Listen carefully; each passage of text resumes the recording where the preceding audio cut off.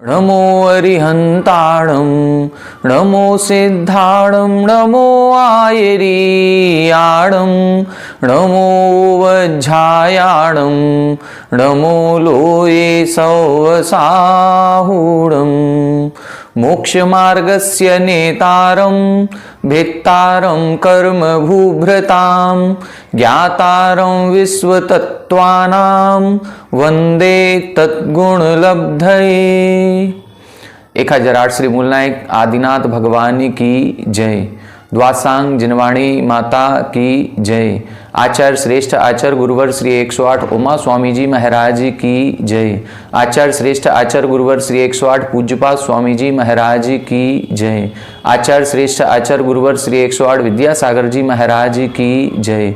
तीर्थ चक्रवर्ती जगत पूज्य निर्यापक श्रमण मुनि पुंगव श्री 108 सुधा सागर जी महाराज की जय। समस्त मुनि संघ की जय। आलोक मोदी स्वाध्याय सुधा यूट्यूब चैनल पर आप सभी दर्शकों का एक बार पुनः हार्दिक स्वागत, हार्दिक अभिनंदन। सर्वार सिद्धि ग्रंथराज की स्वाध्याय श्रृंखला में 9वें अध्याय के अंतर्गत संवर तत्व पर विस्तार से चर्चा हो रही है और संवर तत्व के जो कारण या क्रियाएं बताई गई हैं उनमें विशेष रूप से परिसह जय पर हमारी चर्चा चल रही है। परिसह 22 प्रकार के होते हैं और जिन 22 प्रकार के परिसहों में प्रत्येक परिसह का यहाँ इस सर्वार सिद्धि ग्रंथ में विस्तार से बहुत अच्छा सुंदर वर्णन चल रहा है। ऐसा परिसह जय का वर्णन पूर्व में कभी भी किसी ग्रंथ में पढ़ने में नहीं आया।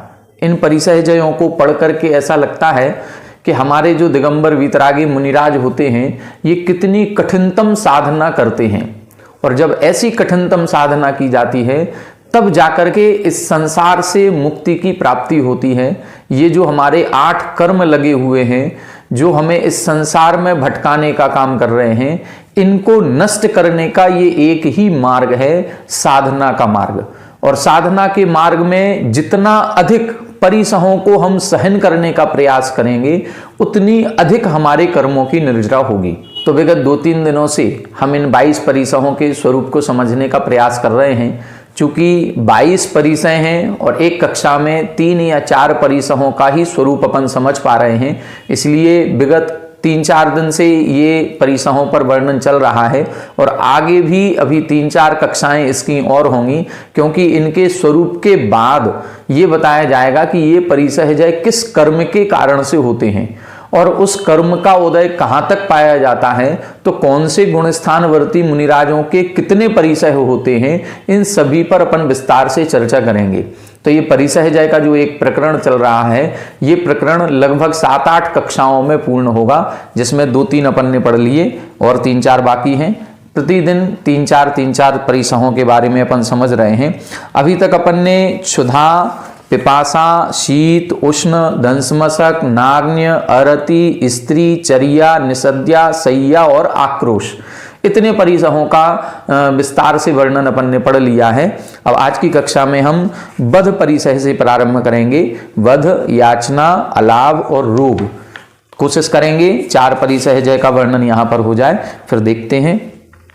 देखें पेज नंबर 333 पर उत्थानिका 827।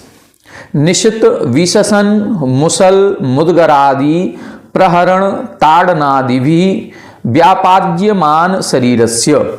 यहां बता रहे हैं वध परिसह जय। अभी अपन ने इसके पूर्व देखा था आक्रोश परिसह जय। आक्रोश परिसह जय में क्या देखा था? उसमें अपन ने देखा था कि जब मुनिराज विहार आदि करते हैं या आहारचर्या के लिए अपने मंदिर आदि से या जंगल आदि के बाहर निकलते हैं तो जितने भी जैनेतर बंधु होते हैं, जो विरोधी धर्म वाले हैं, वो हमारे मुनिराजों के इस नग्न शरीर को देख करके कई प्रकार के अपशब्द बोलते हैं। इस प्रकार से उनकी निंदा या अवज्ञा करते हैं कि मन में एक आक्रोश का भाव आना स्वाभाविक है। फिर भी हमारे मुनिराज उस आक्रोश के भाव को उत्पन्न नहीं होने देते हैं और ऐसी परिस्थिति में भी अपने परिणामों में एक विशेष प्रकार की समता को धारण करते हैं। उसको बोलते हैं आक्रोश परिसह जय। आक्रोश परिसह जय में अभी केवल अपशब्द कहे जा रहे हैं, निंदात्मक शब्द कहे जा रहे हैं, अभी शरीर का किसी भी प्रकार से घात नहीं किया जा रहा है। लेकिन अब क्या हो रहा है? अब यहां पर ये बता रहे हैं कि विरोधी इतने शक्तिशाली हो गए या उनकी हिम्मत इतनी अधिक बढ़ गई कि उन्होंने अब मुनिराजों के शरीर पर भी घात करना प्रारंभ कर दिया। कई बार मुदगर आदि के द्वारा, देखें इसमें क्या लिखा, निशित विशसन। निशित का मतलब होता है अच्छे धारदार, जो बिल्कुल पैने कर दिए गए हैं, ऐसे धारदार विशसन यानी तलवार आदि के द्वारा, मुसल यानी मूसर, और मुदगर आदि के द्वारा। तलवार और मुदगर तो देखा है, मुसल मूसर, शायद मूसर उसको बोलते होंगे जो ओखली जिससे कूटी जाती थी। तो ऐसे कुल मिलाकर के मारने के जो अस्त्र शस्त्र होते हैं उनके द्वारा प्रहरण यानी प्रहार करना, ताड़न आदि भी, और उसके द्वारा शरीर को इतना कष्ट पहुंचाना कि शरीर के अंग का विच्छेद ही हो जाए, इत्यादि प्रकार से व्यापाद्यमान शरीरस्य, जिस शरीर को तोड़ा मरोड़ा जा रहा है, उसके टुकड़े टुकड़े आदि किए जा रहे हैं, ऐसे बाधा होने पर भी व्यापाद केशु, जो इस प्रकार की बाधा पहुंचा रहे हैं, उनके ऊपर मनाक अपि रंच मात्र भी मनोविकारम अकुर्वतो, जो रंच मात्र भी मन में विकार नहीं लाते हैं, मतलब मन में उनके प्रति गुस्से का भाव आ जाए, क्रोध का भाव आ जाए, या उनके प्रति अपने मन से बुरे भाव निकलने लगे। हम लोगों का कहीं कोई बुरा करता है, ठीक है, हम उसका बुरा नहीं कर रहे हैं, हम उसको प्रति जवाब नहीं दे रहे हैं, बदले लेने की कुछ नहीं कर रहे हैं, लेकिन हमारे मन से उसके प्रति भी दुर्भावनाएं तो निकलती हैं। लेकिन यहां क्या बता रहे हैं कि उनके मन में रंच मात्र भी दुर्भावनाएं भी उसके प्रति नहीं हो रही हैं। और क्या, मम पुराकृत दुष्कर्म फलम इदम इमे वराका किम कुर्वन्ति, क्या कह रहे हैं कि ये तो हमारे पूर्वकृत कर्मों का ही फल मुझे मिल रहा है। जो शरीर पर कष्ट दिया जा रहा है उसमें उसको निमित्त नहीं मान रहे हैं कि वो गलत कर रहा है, नहीं, ये हमारे ही अपने ही उपादान को गलत सिद्ध कर रहे हैं कि हमने ही पूर्व में कोई ऐसे पाप कर्म किए होंगे जिन पाप कर्म के उदय के कारण से हमारे शरीर पर इस प्रकार से प्रहार किया जा रहा है। यदि आज हमारा हाथ काटा गया है तो कहीं ना कहीं पूर्व भाव में हमने भी किसी सूक्ष्म जीव का या किसी व्यक्ति विशेष का हमने भी कहीं ऐसा कुछ घात किया होगा, तभी उस पाप कर्म का उदय हमें ये फल स्वरूप प्राप्त हो रहा है। इमे विराका किम कुर्वन्ति, ये बेचारे क्या कर सकते हैं। देखो, उनको बेचारा बोल रहे हैं, जो मुदगर आदि से प्रहार कर रहे हैं उनको बेचारा बोल रहे हैं, और अपने आप को क्या बोल रहे हैं कि ये हमारे ही पाप कर्म का उदय है।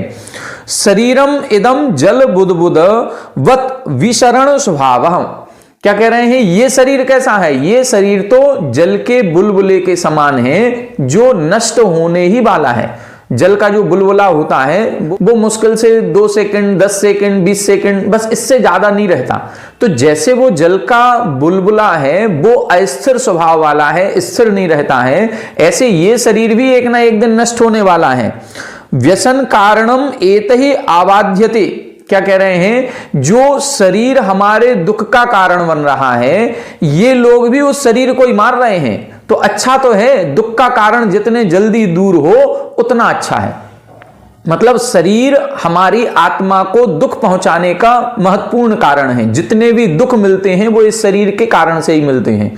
और ये क्या सोच रहे हैं मुनिराज, ये सोच रहे हैं कि ये लोग जो कष्ट दे रहे हैं वो इस शरीर को ही तो दे रहे हैं। जो हमें दुख दे रहा है उस दुख के कारण को यदि ये कष्ट दे रहे हैं तो कोई बात नहीं, देने दो, वैसे भी ये शरीर नष्ट होने वाला है। इस प्रकार का चिंतन करते हैं। और क्या चिंतन कर रहे हैं, संज्ञान दर्शन चारित्र काणी मम न केनचित उपहन्यन्ते इति चिंतयतु। क्या कह रहे हैं कि ये हमारे शरीर को ही तोड़ मरोड़ रहे हैं, लेकिन हमारे ज्ञान, दर्शन और चारित्र, जो हमारा सम्यक ज्ञान, सम्यक दर्शन, सम्यक चारित्र, ये 3 रत्नत्रय हैं, इन रत्नत्रय रूपी गुणों को कोई नहीं छीन सकता। इनको केंचित अपि उपहन्यन्ते, मतलब कोई भी ग्रहण नहीं कर सकता कि उनको चुरा ले, उनको नष्ट कर दे। ये तो हमारे आत्मा का गुण है, ये तो हमारी आत्मा के साथ सदा रहेगा। ये शरीर को तोड़ सकते हैं, हमारे गुणों को हमसे नहीं छीन सकते हैं। इति चिंतयतो वासी तक्षण चंदनानुलेपन समदर्शिनो वध परिसह क्षमा मन्यते।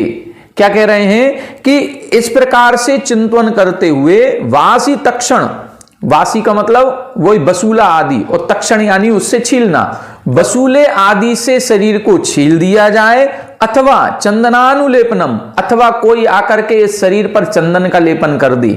इन दोनों ही परिस्थितियों में जो समदर्शिनः, जो समदर्शी हो जाता है, समता परिणाम धारण करता है, उसके बध परिसह क्षमा मन्यते, उसके बध परिसह जय जानना चाहिए। मतलब शरीर को मारने की नौबत आ गई। आपने ये कथानक सुना होगा कि जब 500 मुनिराज किसी नगर में पहुंचे तो वहां के राजा को ऐसा क्रोध आया, इन 500 ही मुनिराजों को घानी में पेल दिया जाए। घानी होती थी जिसमें अपन सरसों का तेल या कोई मूंगफली का तेल निकालते हैं, जो एक यंत्र जैसा होता है। जैसे मान लो गन्ने का रस कभी निकालते देखा होगा, तो गन्ना एक तरफ से डाला जाता है और दूसरी तरफ से गन्ना तो निकलता है लेकिन बिल्कुल पिच जाता है, उसका रस पूरा अलग हो जाता है। इसी प्रकार से यदि इस प्रकार की मशीन में किसी मुनिराज को डाल दिया जाए तो क्या स्थिति बनती होगी। ये स्थिति, ऐसी स्थिति पर भी अब 500 मुनिराज हैं और एक एक करके एक एक मुनिराज को घानी में पेला जा रहा है। मान लो 10 मुनिराजों को पेल दिया और 11वें नंबर के मुनिराज हैं, वो भी खड़े हुए हैं, तो कहीं कोई विरोध नहीं कर रहे हैं। क्या मान रहे हैं कि हमारे ही पूर्व कर्म का ये फल है जो हमें ऐसा दंड मिल रहा है या हमारे साथ इस प्रकार का व्यवहार किया जा रहा है। तो ये उनकी चिंतन करने की शक्ति देखो, इतना बुरा होने के बाद भी ये चिंतन कर रहे हैं कि ये हमारे पूर्व कर्मों का फल है। ये जो बिगाड़ कर रहे हैं केवल इस नश्वर शरीर का कर रहे हैं, हमारे आत्मा के ज्ञान दर्शन चारित्र आदि गुणों को ये हमसे नहीं छीन सकते। इस प्रकार का जब चिंतन मन में आता है उसको हम बध परिसह जय कहते हैं। आगे देखें, अब बता रहे हैं याचना परिसह जय। याचना का मतलब होता है कि मुनि दीक्षा होने के बाद अब किसी भी प्रकार की वस्तुओं की, चाहे वो शरीर से संबंधित हो या अपनी चर्या करने से संबंधित हो, किसी भी प्रकार के पदार्थों की याचना किसी भी सामान्य गृहस्थ से नहीं करेंगे। किसी से मांगेंगे नहीं कि हमें ये वस्तु चाहिए, नहीं, कोई दे जाएगा तो ठीक है, नहीं दे जाएगा तो भी चलेगा। अब वो देखें याचना परिसह जय कैसा होता है। बाह्य अभ्यंतर तपो अनुष्ठान परस्य तद्भावना वसेन निस्सारीकृत मूर्ते। क्या कह रहे हैं कि बाह्य अभ्यंतर तपो अनुष्ठान परस्य, जो तप के 12 भेद किए गए हैं, 6 बहिरंग तप और 6 अंतरंग तप, इन दोनों ही प्रकार के तपों को तपने में जो निरत रहते हैं, तत्भावना वसीन, और उन तप को तपने की भावना के वशीभूत होकर के निस्सारीकृत मूर्ति है, जिनका शरीर निस्सारीकृत मतलब उस शरीर में अब कुछ सार ही नहीं बचा। इतने उपवास, इतने एकासन, इतना साधना, इतना ध्यान तपस्या कर लिए कि ये शरीर सूख करके बिल्कुल सिराजाल मात्र रह गया। सिराजाल मात्र का मतलब होता है कंकाल मात्र दिख रहा है, केवल हड्डियां हड्डियां बाहर से गिनने में आ रही हैं। कई मुनिराजों के ऐसे चित्र आपने देखे होंगे। तो ऐसी उन्होंने कठिन साधना की है कि उनका शरीर बिल्कुल एक एक हड्डियां हम गिन लें, जो ऊपर की स्किन है वो बिल्कुल हड्डियों से चिपक गई है, मांस तो शरीर में बचा ही नहीं है। इस प्रकार की जब स्थिति बन जाती है, ये कब बनी है? ये बनी है बाह्य और अभ्यंतर तप के अनुष्ठान करने से। मतलब 6 बहिरंग और 6 अंतरंग तपों में इतना लीन हुए, इतनी साधना की, 15 साल 20 साल 30 साल से ऐसी साधना कर रहे हैं, शरीर को सुखा डाला बिल्कुल। और पटु तपन ताप निष्पीत सार तरुरिव विरहित छायस्य त्वक अस्थि सिरा जाल मात्र तनुयंत्रस्य प्राण अत्यये। क्या कह रहे हैं? पटु तपन ताप निष्पीत सार तरुरिव। जंगलों में जब हम देखते हैं और गर्मियों का मौसम हो, हमारा जो सर्विस है वो हम अक्षय क्षेत्र देवोदय देवगढ़ जी में पढ़ाने के लिए वहां जाते हैं। वहां पर एक गवर्नमेंट का स्कूल है, वहां हम पढ़ाते हैं। तो हमें प्रतिदिन वहां मूलनायक श्री शांतिनाथ भगवान के दर्शन के साथ साथ वो जो जंगल है उस जंगल को भी देखने का अवसर प्राप्त होता है। अब उस जंगल को हम बरसात में भी देखते हैं, सर्दियों में भी देखते हैं, और तीक्ष्ण गर्मी में जहां पर सूर्य की तपन तेज हो जाती है तब भी देखते हैं। तो यहां पर ये बता रहे हैं कि उस गर्मियों के मौसम में जब सूर्य की किरणें तेज हो जाती हैं और गर्म जब लू लपट चलती है तो सभी पेड़ों के पत्ते सूख करके झड़ जाते हैं। हम लोग हमारे जो गार्डन में जो बगीचा बना हुआ है, पेड़ पौधे लगे हैं, उनको तो हम फिर भी पानी देते रहते हैं, लेकिन जंगल में कौन पेड़ पौधों को पानी देने जा रहा है? जंगल कोई छोटा उटा तो होता नहीं है, हजारों लाखों पेड़ लगे हैं, उधर कोई पानी की व्यवस्था नहीं। लेकिन जब तेज गर्मी पड़ती है 2 महीने 2.5 महीने की, तो सारे पेड़ सूखे नजर आते हैं, जगह जगह उन पत्तों के ढेर नजर आते हैं और सारे पेड़ बिल्कुल बिना पत्तों के केवल सूखी सूखी टहनियां नजर आती हैं। बस वो भी यहां यही उदाहरण देकर के बता रहे हैं। पटु तपन ताप, मतलब तीक्ष्ण तपन के कारण से निष्पीत सार तरुरिव, जैसे तरो यानी वृक्ष होता है, और निष्पीत सार मतलब वो सार से रहित हो गया, ना उसमें फूल हैं, ना फल हैं, ना पत्ते हैं, केवल सूखी सूखी डालियां बची हैं। बिरहित छायस्य, जो छाया से रहित हो गया है, अब उसकी छाया भी नहीं पड़ती। छाया कब पड़ती है? जब पेड़ में बहुत सारे पत्ते होते हैं तो वो पत्तों के कारण से रोशनी नीचे नहीं आ पाती, तो छाया दिखती है। अब इधर तो पूरे जंगल में कहीं चले जाओ, कहीं भी रंच मात्र भी छाया प्राप्त नहीं होती है। इसी तरह से इधर बता रहे हैं, त्वक अस्थि सिरा जाल मात्र तनु यंत्रस्य, हमारा शरीर भी कैसा हो गया, इसमें निष्पीत सार, बिल्कुल सब सार निकल गया। जो शरीर की तंदुरुस्ती नजर आती थी, जो पुष्ट शरीर नजर आता था, जो स्वस्थ शरीर नजर आता था, अब वो कैसा हो गया? त्वक, केवल त्वचा मात्र दिख रही है। और क्या? अस्थि सराजाल मात्र, और अस्थियों का, हड्डियों का पिंजर, मतलब जो केवल एक कंकाल होता है वो मात्र नजर आ रहा है। ऐसा तनु यंत्रस्य, इस शरीर को यंत्र मात्र से मान लिया, जैसे कोई एक मशीन होती है, उस मशीन के जैसा दिख रहा है, उसके एक एक पुर्जे अलग अलग नजर आ रहे हैं। और प्राण अत्यये सति अपि, और इतना मतलब सूख गया कि यदि प्राण भी निकल जाए तो भी, प्राणों का वियोग होने की स्थिति आ जाए, उस परिस्थिति में भी आहार वसति भेषजादीनी दीन अविधान मुख वैवर्ण्य अंग संज्ञादि भी अयाचमानस्य। क्या कह रहे हैं? कितनी बड़ी बात कह रहे हैं कि ऐसी परिस्थिति में भी आहार, कि हमें भोजन मिल जाए जिससे हमारा शरीर अच्छा हो जाए, नहीं। बसति, हमको रहने का अच्छा कमरा मिल जाए जहां पर सर्दी ना लगे, गर्मी ना लगे, इस प्रकार का नहीं। भेषज आदि नहीं, भेषज बोलते हैं कोई दवाई आदि, कि हमारा शरीर सूखता जा रहा है, इसमें कोई रोग आदि हो जाने के कारण से उस रोग का उपचार करने के लिए कोई दवाई आदि की जरूरत पड़ जाए, कोई औषधि की, या किसी वैद्य को दिखाना पड़ जाए, तो कभी किसी से याचना नहीं करेंगे। याचना का मतलब, याचना भी कई प्रकार से होती है। एक तो मुख बोल करके करना, एक अपना दीन दरिद्र चेहरा दिखा करके करना। तो यहां पर क्या बता रहे हैं? दीन अविधान, मतलब दीन वचन भी नहीं बोलेंगे, और मुख वैवर्ण्य, मतलब अपने मुख की विवरणता भी नहीं दिखाएंगे कि हम तो बहुत दुखी हैं, हम इस रोग के कारण से पीड़ित हैं। नहीं, अपने चेहरे से भी अपने दुख को प्रकट नहीं करते हैं। हालांकि वो दुखी भी नहीं हो रहे हैं, लेकिन फिर भी जो भी बाधा शरीर में हो रही है, उस बाधा को भी प्रकट नहीं होने देते हैं। चेहरे से ऐसे मुस्कुराते मिलेंगे कि हमें पता ही नहीं चल पाएगा कि इनके शरीर में कोई कष्ट भी हो रहा है। ऐसे अंग संज्ञादि भी अयाच मानस्य, ऐसे अपने शरीर के विवर्ण भाव को भी नहीं दिखाते हैं, किसी वस्तु का नाम लेकर के उसको मंगाते भी नहीं है। और क्या कह रहे हैं? भिक्षा कालेपी, और जब भिक्षा का समय आता है, आहार का समय आता है, उस आहार के समय में यदि बाहर भी निकलते हैं तो क्या? विद्युत उद्योतवत दुरुपलक्ष्य मूर्ते, केवल बस 10 मिनट का आहार है, 15 मिनट 20 मिनट का आहार है, तो केवल उतने समय के लिए बाहर निकलेंगे और आहार लेकर के वापस अपने अंदर चले जाएंगे, कमरे में या जंगल में। फिर उनको देखना भी मुश्किल हो जाएगा कि हम आहार के बाद उनकी कोई भैयावृत्ति कर दें या कुछ और उनकी सेवा शुश्रूषा करें। नहीं, क्या कह रहे हैं? विद्युत उद्योतवत, जैसे बिजली चमकती है तो बिजली की चमक कितने देर तक दिखाई देती है? कुछ सेकंड तक। बस इसी प्रकार से उनका शरीर भी कुछ समय के लिए दिखाई देता है, फिर उसके बाद उनका दिखना भी बंद हो जाता है। इसको बोलते हैं याचना परिसहज सहनम अवसीयते। ये याचना परिसहजय कहलाता है। आवश्यकता है, शरीर को आवश्यकता है, लेकिन फिर भी किसी भी वस्तु की मांग नहीं करेंगे, अपने चेहरे आदि को दिखा करके भी नहीं बताएंगे कि हमको इस वस्तु की आवश्यकता है। इसको बोलते हैं याचना परिसहजय।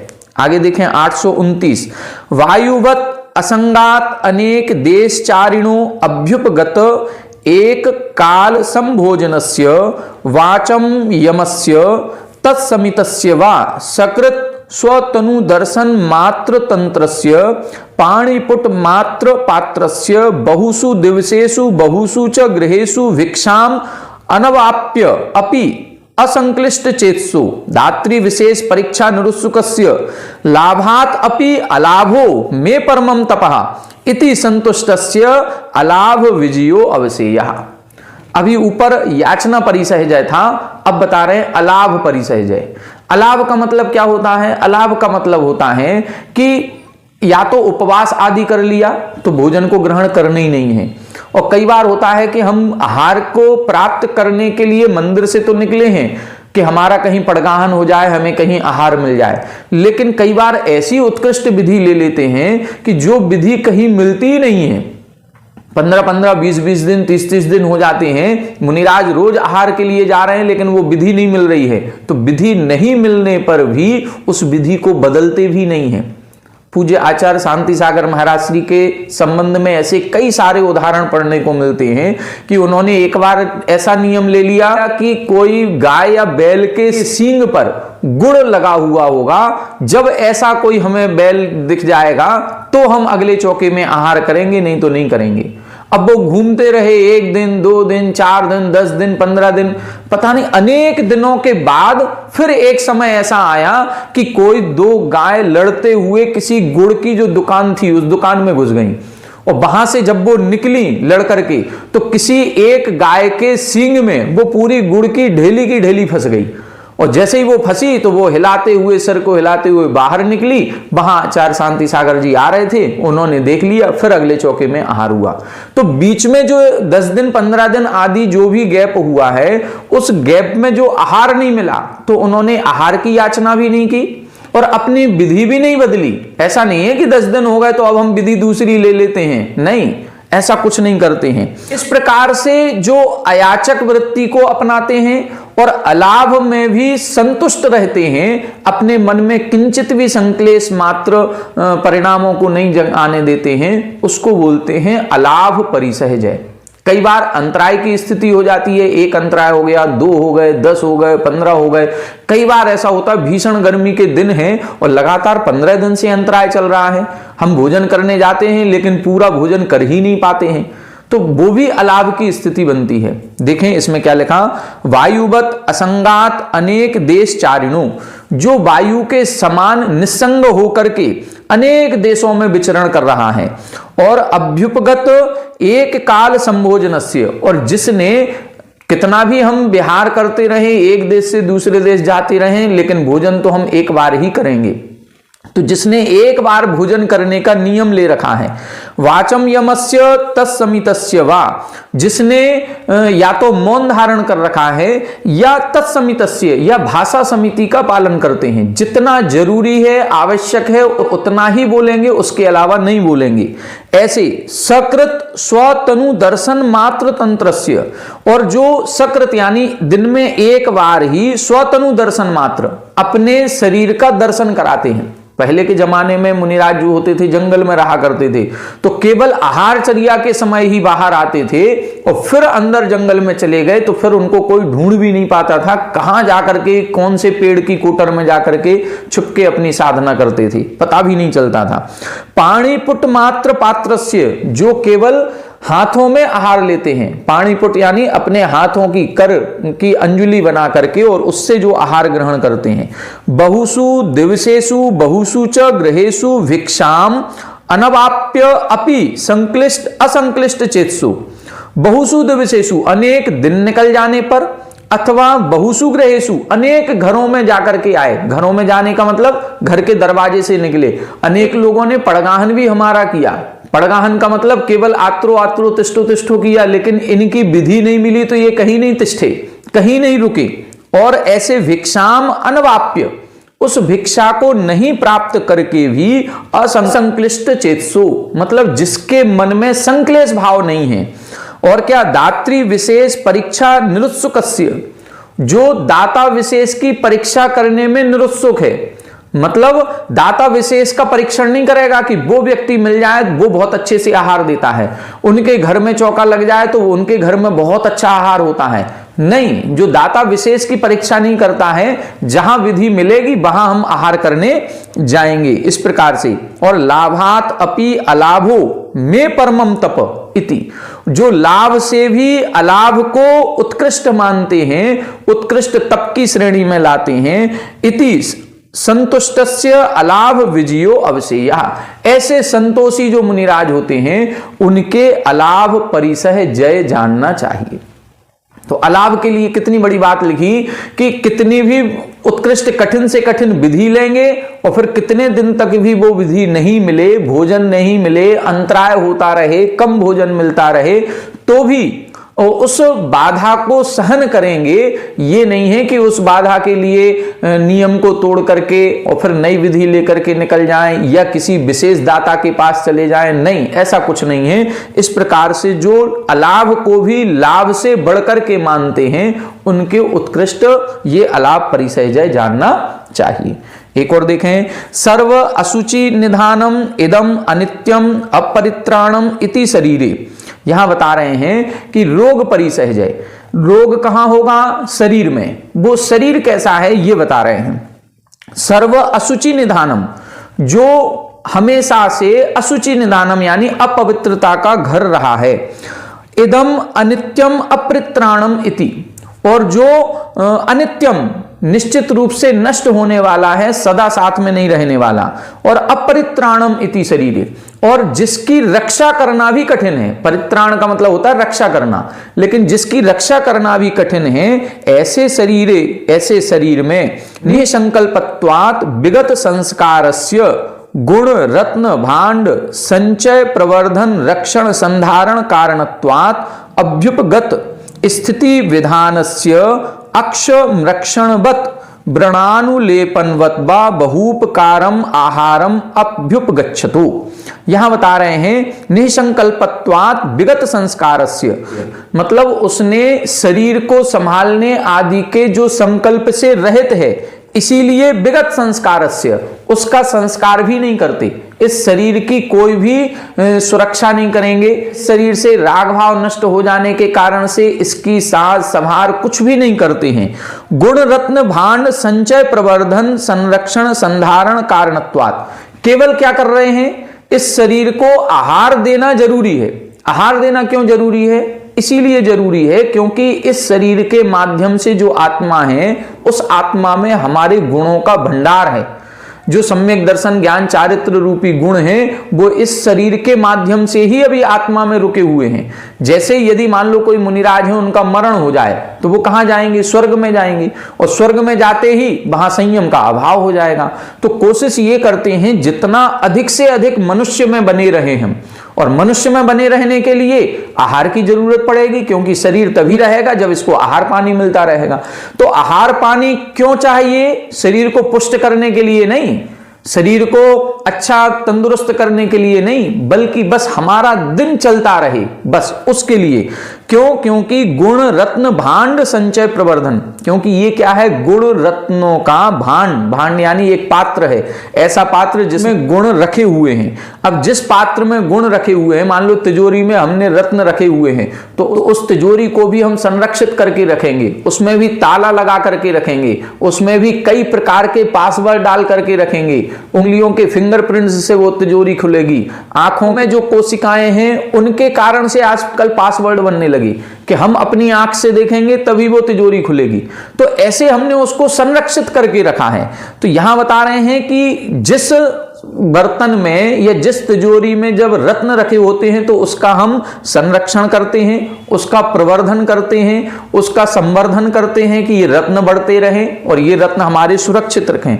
इसी प्रकार से ये शरीर में हमारे ये सारे रत्न भरे हुए हैं। तो इस शरीर के संधारण के लिए, इस शरीर के संरक्षण के लिए अभ्युपगत स्थिति विधानस्य अक्षम रक्षणवत्, अब इसकी स्थिति बनाए रखना जरूरी है, इसलिए अक्षम रक्षण, अक्षम रक्षणवत का मतलब होता है कि जो पहिया होता है, कोई मशीन का पहिया तब तक चलता है जब तक उसमें ओंगन यानी ग्रीस लगाया जाता है, ऑयल डाला जाता है। तो ऑयल डलता रहेगा, ग्रीस लगता रहेगा तो वो यंत्र चलता रहेगा, और यदि ऑयल या ग्रीस नहीं लगाया तो वो आवाज करते हुए और फिर धीरे धीरे वो बंद हो जाएगी मशीन। इसीलिए इधर कह रहे हैं उसी मशीन को चलाने के लिए उसी की तरह, अब ओंगन और ग्रीस कितना लगाया जाता, थोड़ा सा, बस उसी प्रकार से अपने शरीर में थोड़ा सा आहार करते हैं। व्रण अनुलेपन वा, दूसरा क्या कह रहे हैं, जैसे व्रण कोई घाव हो जाता है तो घाव को ठीक करने के लिए जो हम दवाई लगाते हैं, जो ट्यूब लगाते हैं, जो क्रीम लगाते हैं, वो कितनी सी, इतनी सी क्रीम ली, थोड़ी सी लगा लिए, बस उतने में हमारा घाव ठीक हो जाएगा। उसी प्रकार से शरीर की स्थिति के लिए बहुत थोड़ा सा आहार करते हैं। भूपकारम आहारम उपगच्छतु, इस आहार को बहुत उपकारी मान करके ग्रहण करते हैं। हमें आहार इसीलिए जरूरी है क्योंकि ये शरीर उससे बना रहेगा, शरीर रहेगा तो हमारे गुण रूपी रत्न सुरक्षित रहेंगे। विरुद्ध आहार पान सेवन वैषम्य जनित वातादि विकार रोगस्य युगपत अनेक सत संख्य व्याधि प्रकोपे सति अपि तत्वशवर्तिताम विजहतो जल्लौषधि प्राप्ति आदि अनेक तपो विशेष रिद्धि योगे सति अपि शरीर निष्प्रहत्वात् प्रतिकार अनपेक्षिणो रोग परिसह सहनम अवगंतव्यम। कितनी बड़ी बात कह रहे हैं। एक तो उन्होंने वो थोड़ा सा आहार ले रहे हैं, ऊपर से उस आहार में यदि किसी ने विरुद्ध आहार दे दिया, मतलब हमारे शरीर की जो प्रकृति है उससे विरुद्ध आहार हो गया, मौसम की प्रकृति के विरुद्ध आहार हो गया, तो उस विरुद्ध आहार पान के सेवन से जो बात आदि कोई अंदर शरीर में रोग उत्पन्न हो जाते हैं, और एक दो रोग नहीं, युगपत अनेक सतसंख्य व्याधि प्रकोपी, अनेकों रोग हो जाने पर भी तत्वशवर्तिताम विजहतो, मतलब उन रोगों के या उन शरीर के वशवर्ती नहीं होते हैं कि अब रोग हो गया है तो आज सामायिक नहीं करेंगे, नहीं। आप अभी पूज्य आचार्य गुरुवर हम सबके आराध्य आचार्य विद्यासागर जी महाराज श्री को अभी ये कहा गया पीलिया रोग हो गया, और उनकी जो भी वीडियो रोज प्रतिदिन की आ रही हैं, आप उनके शरीर को देखें, जो अभी 15 दिन पहले तक पूर्ण स्वस्थ थे, लेकिन 15 दिन से ऐसा रोग हुआ कि उनका शरीर बिल्कुल जो अपन ने ऊपर पड़ा कि अस्थि सराजाल मात्र दिखाई दे रहा है। इतना सब कुछ होने के बाद, शरीर में रोग हो जाने के बाद भी जो वहां से अभी अनाउंसमेंट हो रहा है कि अपनी चर्या में रंच मात्र भी हानि नहीं होने दे रहे हैं। यदि 5:25 पर सुबह प्रतिक्रमण करना है या शाम को आचार भक्ति करना है, जो टाइम फिक्स है उससे 1 मिनट भी इधर से उधर नहीं हो रहे हैं। संपूर्ण पूरा सारे डॉक्टर्स बैठे हुए हैं, वैद्य आए हुए हैं, और वो कह रहे हैं कि आप हमें केवल 1 इंजेक्शन से छोटा सा 2 बूंद अपने खून की दे दीजिए, जिससे हम ये जांच कर सकें कि आपके अंदर रोग किस स्थिति में है, कौन कौन सा रोग है। लेकिन नहीं, आचार्य गुरुवर महाराज 1 बूंद खून की देने को तैयार नहीं है। अपने शरीर के प्रति बिल्कुल भी ममत्व उनको नहीं रह गया है। आहारचर्या भी हो रही है तो आहारचर्या भी मुश्किल से 10 मिनट और 15 मिनट की हो रही है। कितना लें, चलने की, खड़े होने की शक्ति वो नहीं है, लेकिन फिर भी अपने आवश्यकों में हानि नहीं होने दे रहे हैं। इतना गहनतम रोग होने के बाद भी सारे साधु जो उधर उपस्थित हैं वो सारे साधु मना रहे हैं, सारे लोग उनको मना रहे हैं। सभी जगह पूरे भारतवर्ष में शांति धाराएं और भक्तामर जी का पाठ और जाप पाठ सब कुछ चल रहा है, लेकिन हमारे आचार्य श्री हैं कि जो मानने को तैयार नहीं है। बल्कि अभी एक उनका जो बातचीत हुई होगी, उस बातचीत का एक मैसेज वायरल हुआ कि उसमें आचार्य श्री ये कह रहे हैं कि मेरी स्थिति तो किसी बच्चे के समान हो गई है। कभी कहते हैं ऐसा लेटो, कभी कहते हैं ऐसा लेटो, तो किसी ने ये कहा कि आचार्य श्री क्षमा करना, आप बच्चे जैसे नहीं हैं, आप जिद्दी बच्चे जैसे हो गए। जिद्दी शब्द का प्रयोग किया तो आचार्य श्री मुस्कुरा करके क्या कहते हैं, यदि इस संसार में मोह को छोड़ना है तो जिद्दी बनना ही पड़ता है।